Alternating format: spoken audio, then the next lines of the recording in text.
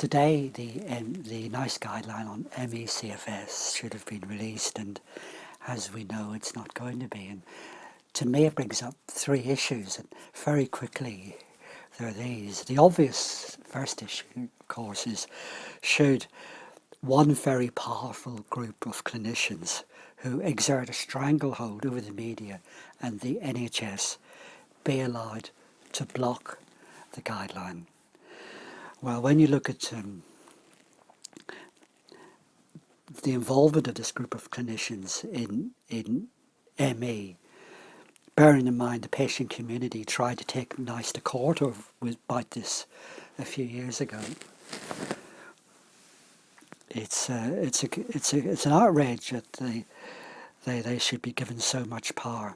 This is a group of clinicians that have denied that ME has a pathology, that through their efforts to continually assert that ME is just a mental illness, all to do with maladaptive thinking, have massively contributed to the lack of respect and the stigmatization that's rampant in the medical profession towards people with ME. And not forgetting that this is a group of clinicians who have nothing to base their argument on. Their flagship trials, the PACE and FIND trials, were a complete failure.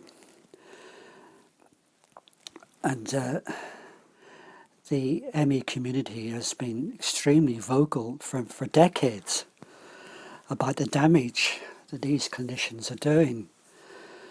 And their argument that if we don't have CBT and GET, then we're not going to have anything is laughable. I've written 4 books on severe, very severe ME, and they certainly don't just talk about CBT and GET at all. Yet they're 4 quite lengthy books. There's a lot that could be in the guideline. That should be in the guideline. But that brings me to the second issue, and really it's a tragedy.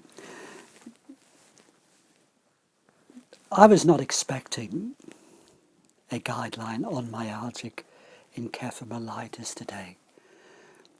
The guideline on myalgic encephalomyelitis hasn't even been begun yet.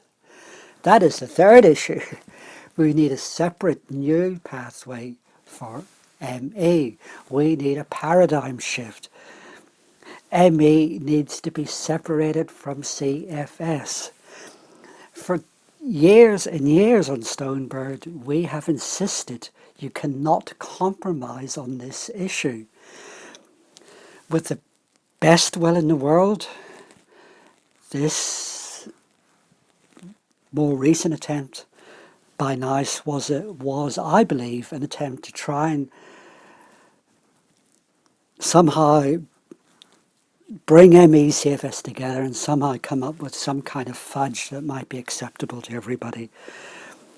The outcome that's happened, you could argue, is almost inevitable.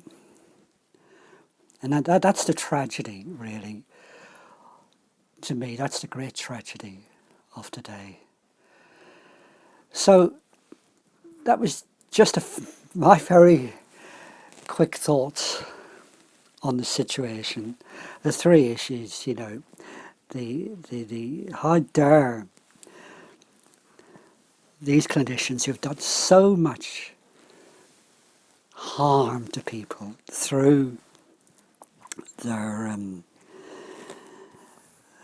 psychosocial framework, harm in terms of blocking medical research, harms in terms of denying the illness, and harm in terms of the treatment strategies they recommend, which are almost guaranteed to make you much, much worse.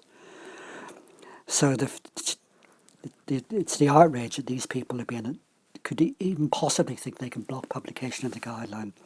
And the second issue was that even so, this guideline was never going to be about ME. Sadly, it wasn't. It was going to be about ME/CFS. And that's a nonsense. That's not going to help anybody doing a guideline on ME CFS.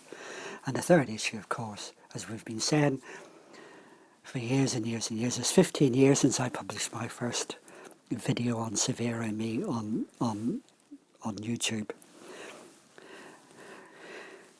We must separate ME from CFS, and we need to start we need to start writing a guideline on ME, and let psychiatry write its own guideline on their made up condition that they call chronic fatigue, if they want to. That's not our problem. We want NICE. We are crying out. People are so ill. People are dying. We personally know 16 people who've died. My wife has been suffering for 28 years. It could not be more urgent that we have a guideline for myalgic encephalomyelitis. And unlike this process that's just happened, we must make sure next time that the most severely affected people with very severe ME are actively included in the drafting of that guideline, because they weren't in this guideline.